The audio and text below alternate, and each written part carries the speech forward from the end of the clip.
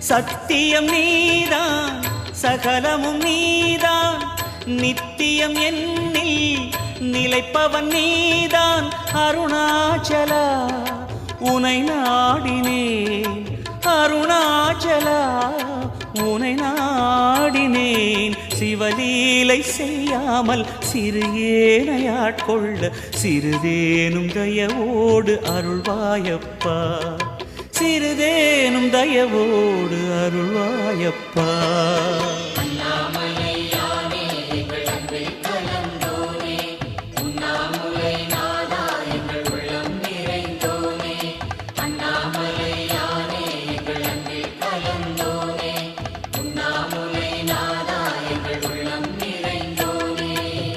சிவமயமாக தெரிகிறதே சிந்தையில் சிவயோகம் வருகிறது.